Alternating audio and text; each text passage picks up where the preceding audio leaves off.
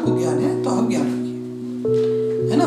तो इसलिए आप पहले ये ध्यान रखिए कि मुझे कार्य क्या करना है, मुझे क्या नहीं करना।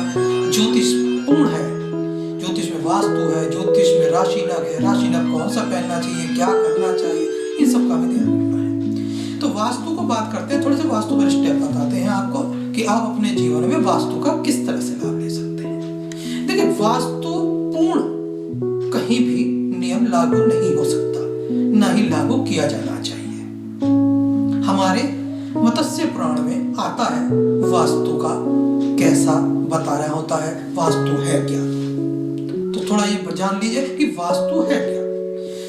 वास्तु एक शैतान रूपी जीव का नाम है वास्तु, जिसे मत्स्य पुराण और स्कंद पुराण में अच्छी तरह से विवरण दिया गया है। आप पढ़ें, ज्ञान बढ़ाएं। मात्र पतली पतली किताबों से आप ज्ञान अर्जित नहीं कर सकते। कोई भी आप ज्ञान ले रहे हैं तो उसे पूर्ण कीजिए। आधा ज्ञान जो है खुद के लिए भी दुखदायी है और सामने वाले के लिए भी दुखदायी है। तो आप सबसे पहले ये ध्यान करें कि वास्तु है क्या। वास्तु में जो आप जिस प्लॉट को आप जमीन पर रहते हैं, जिस पे आप मकान बनाते हैं, उसका जो बीच का स्थान होता है, जिसे हम ब्रह्म स्थान कहते हैं, उस ब्रह्म स्थान को खाली रखना पड़ता है। क्यों रखना पड़ता है? देखिए, जब तक आपको ये नहीं पता होगा कि आप कार्य कर रहे हैं, कार्य क्यों कर रहे हैं, है ना। पूजा कर रहे हैं, पूजा क्यों कर रहे हैं भाई। भोजन कर रहे हैं, भोजन क्यों कर रहे हैं भाई, है ना। जब भूख लगती है तभी तो आप भोजन करते हैं। जब आपको प्यास लगती है तो आप पानी पीते हैं। कोल्ड ड्रिंक से तो नहीं प्यास बुझती, चाय से तो नहीं बुझ सकती, पानी से ही बुझेगी। तो उसी तरह से है कि अगर आपको सही फायदा चाहिए, सही लाभ चाहिए, तो आपको सही रास्ते से जाना होगा। सबसे पहले आप ये जान लीजिए कि वास्तु का जो शैतानी रूपी एक राक्षस मान के चल सकते हैं आप इसे, कि जो राक्षस है वो महादेव शिव जी से अखंड तपस्या प्राप्त कर लेता है। महादेव की तपस्या प्राप्त करता है और तपस्या प्राप्त करने के बाद उसे ये हो जाता है कि अब प्रभु सामने आने वाले हैं, मैं जो मांगूंगा मुझे तो मिल ही जाएगा। महादेव बड़े जो है निर्मयी हैं, बहुत जल्दी सुन लेते हैं, एकदम मोहे जा सकते हैं। तो वो उस मोहनी रूप को सिद्ध कर उस मोहनी रूप को प्राप्त कर प्रभु को सामने साक्षात पाकर वो शिव जी से एक वरदान मांगता है। क्या कहता है? शिव जी से वो वरदान मांगता है कि हे प्रभु, मैं इस पृथ्वी पर ऐसा कुछ मुझे आशीर्वाद दीजिए कि मैं खूब नाम कमाऊं, मैं लोगों की सेवा कर सकूं।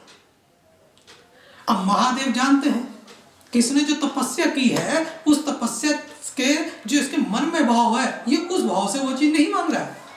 लेकिन फिर भी महादेव तो महादेव है, महादेव उसे तथास्तु कहकर उसे आशीर्वाद दे देते हैं।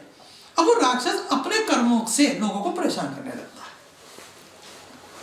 इस परेशानी को वो ये नहीं समझता कि उससे दूसरों को कितना कष्ट हो रहा है। किसी के मकान उजाड़ देता है, खेत खलियान उजाड़ देता है, हवन करते हुए ऋषि मुनियों को परेशान कर देता है ना।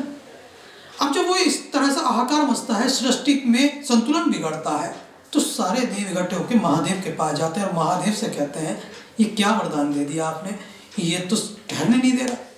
क्योंकि देखिए, मन की प्रवृत्ति आपको आपका व्यक्तित्व बनाती है, आपकी सोच आपके मार्ग को बनाती है, आपके कर्म को बनाती है, आपके भविष्य को बनाती है, आपके मान सम्मान को बनाती है। तो इसलिए अब उसने उपद्रव मचाना शुरू कर दिया।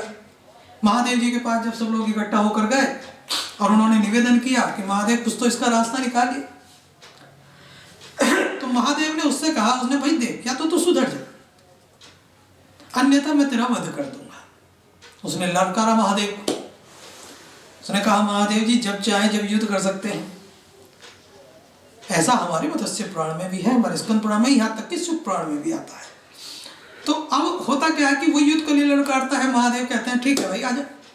अब जब वो युद्ध होता है, युद्ध में वो परास्त होने लगता है, जब वो देखता है कि मैं परास्त हो जाऊंगा, महादेव मुझे जो है मृत्यु देने वाले हैं, तो उनके चरण पकड़ लेता है, क्षमा याचना करता है और कहता है कि प्रभु मुझसे भूल हो गई, मैंने इतनी कठिन तपस्या की, उस तपस्या से जो आपके दर्शन हुए, मैंने जो पाया, मैं उस नियम पे ना चल पाया।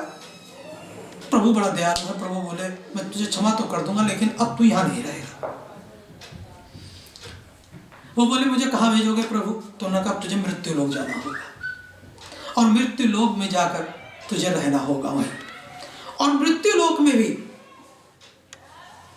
तुझे धरती का कीड़ा बनकर रहना होगा, धरती के तुझे 7वें 9वें स्थान में जाकर रहना होगा। इसलिए अब मैं तुझे वहां, यहाँ से अपने वेग से हम तुझे धरती पर भेज रहे हैं। तो ये सब कहने के बाद जो है महादेव जो है जब उसे धरती ऊपर से नीचे फेंकते हैं, तो फेंकते फेंकते हुए भी प्रभु से विनती करता है कि हे प्रभु, फिर तो मेरा कोई अस्तित्व नहीं रहेगा, तो आप मुझे कुछ ऐसा आशीर्वाद दे दीजिए कि जिससे कि कुछ ऐसा बना दो कि मेरा नाम तो हो जाए। पृथ्वी लोक मृत्यु लोक में तो जा ही रहा हूं, मेरा नाम भी तो हो जाए। तो प्रभु कहते हैं कि जा, जो भी पृथ्वी पर निर्माण होगा अगर तेरे नियम से नहीं होगा तो उसमें परेशानियां रहेंगी, और जो तेरे 11 नियम को भी पूरा कर लेगा वो निस्थान, वो निवास, वो धर्म, वो जगह, वो व्यवसाय, वो प्रतिष्ठान उन्नत हो जाएगा। और उसे जब वो फेंकते हैं तो वो जो है जिस रूप में नीचे जमीन पर आकर गिरता है, वो ब्रह्म स्थान में बीच में धरती की जब आकर वो गिरता है, तो उसके जो पैर होते हैं, जैसे बच्चा जन्म लेता है कुंडलियों बने रहता है, वो इस तरह से नीचे गिरता है। और जो उसके, जिसे हम अपान वायु का द्वार कहते हैं, हिप्स कहते हैं, वो उसके हिसाब से नीचे आकर धरती पर गिरता है, और उसके पैर और हाथ सुकड़े होते हैं, जिस तरह जब बच्चा जन्म लेता है ऐसे होते हैं, और होने के बाद वो गिर जाता है। तो यानी कि उसके एक पैर का जो दशा होती है वो ईशान कोण होती है, एक की जो है नेतृत्व कोण होती है। इस तरह से वो अपनी दिशाओं में रहता है। यदि हम उनके नियमों का पालन करते हैं तो हमें मार्ग हमारा सरल हो जाता है, प्रशस्त हो जाता है। जो हम घर बनाते हैं उसके नियम पर अगर हम बना लें तो ये कहते हैं उसे हम वास्तु नाम दिया गया है। ये वास्तु आज से नहीं है, ये वास्तु सदियों पुराना है, ये आज पैदा नहीं हुआ। हाँ, कुछ चीजें समय समय पर इनका नवीनीकरण होता रहता है। ये हमारे समाज की रीति है, ये हमारे प्रभु की प्रगति की रीति है। जिस तरह कि जहां पर पोखर थे, जहां तालाब थे, आज वहां फैक्ट्रियां मकान बन गई हैं, है ना। जहां पर मकान थे, शिलाएं थी, धर्मशालाएं थी, आज वहां खंडर पड़ा हुआ है। जहां समुद्र हुआ करते थे, जहां जल स्थान हुआ करता था, आज वहां कुछ और है। तो परिवर्तन ही सृष्टि का नियम है। तो इसलिए अगर आप उन वास्तु के नियम को ध्यान में रखते हुए कर रहे हैं तो आप समृद्धिवान बन सकते हैं। आप अपने कार्य को नियम पूर्वक यथाशक्ति यथायोग्य पूरा कर सकते हैं। अब वो नियम 11 है क्या?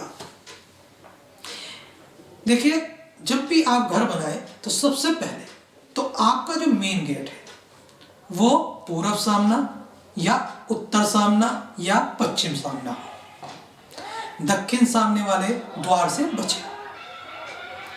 दूसरा, आपका जो मुख्य द्वार है उसकी चौड़ाई इतनी हो कि जिससे कि आपके अतिथिगण को आने में दिक्कत ना हो। उसकी चौड़ाई कम से कम 9 फीट से 11 फीट होनी चाहिए चौड़ा।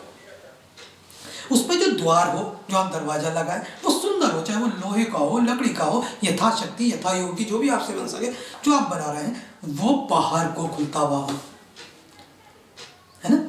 दूसरी, ईशान कोण प्रभु का स्थान है, उसे हल्का रखें। उसमें आप मंदिर बना सकते हैं, अपना थोड़ा सा पूजा का स्थान बना सकते हैं। दूसरा कोण आता है, ईशान कोण के ठीक सामने आता है नैत्रित्य कोण। उस नैत्रित्य कोण में आप अपना शौचालय बना सकते हैं, है ना। उस शौचालय में बनाने पर आप अपनी सीट या अपना जो आप शौचालय में अपना मुख रखते हैं दरवाजे का, वो आपका मुख उत्तर दक्षिण हो तो अच्छा है। उसके बाद अब आप कोण आता है इधर अग्निय कोण का। अग्निय कोण कहाँ पर है? जहाँ पूरब कोण है, जहाँ का पूरब का जो दरवाजा है आपका, उस पूरब से जब आप अपने मुख को पूरब में करते हैं और पूरब में करने के बाद जब आप दाईं ओर चलते हैं, वो कोण अग्निय कोण कहलाता है। उस अग्निय कोण में आपकी रसोई घर होती है, आप उसमें रसोई घर बना सकते हैं। आप अपने किसी वृद्ध, जो आपके घर में यदि कोई वृद्ध है तो आप उसका कमरा बना सकते हैं, या किसी को जटिल रोग है, गठिया है, घुटनों का रोग है, अगर वो व्यक्ति उस कमरे में रहने लगता है तो उसका रोग धीरे धीरे जाता है। ऐसा शास्त्रों में कहा गया है। बात करते हैं अग्निय कोण की। हमने भी आपको बताया ईशान कोण, अग्निय कोण नेतृत्व कोण, चौथा कोण वायव्य कोण। वायव्य कोण जल का स्थान है, वहां आप जो है अपना बाथरूम बना सकते हैं, स्नान घर बनाइए, उत्तम रहेगा। स्नान घर कभी भी जीने के नीचे नहीं होना चाहिए, पूजा घर जीने के नीचे नहीं होना चाहिए। आपकी जो सीढ़ियाँ हैं, जो आपके पायदान हैं, उनको विषम संख्या में रखिए, कभी भी सम संख्या में मत रखिए, है ना। 9, 11, 21 इस तरह से रखिए, सब में नहीं रखना चाहिए। बात करते हैं अब आपको आगे बढ़ते हुए कि इसमें आप और कैसे करें। अब आप करें कि आप जो हैं ये इस तरह से बढ़ाएं कि आप जो रसोई है, उस रसोई में जो आप स्लेब डाल रहे हैं, जिस पर आपको खाना बनाना है, वो पूरब या उत्तर का मुख हो, है ना। दूसरा, आप उसमें जो भी दीवार जो आपकी दक्षिण की दीवार है, आप उसे ऊंची रखें।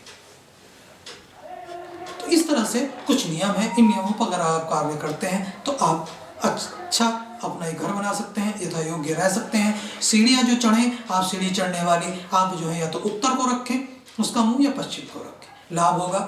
तो बंधुवर, धर्म प्रेमियों, मैं आपका निर्जानंद गुरु जी महाराज आपके लिए आज इतना ही।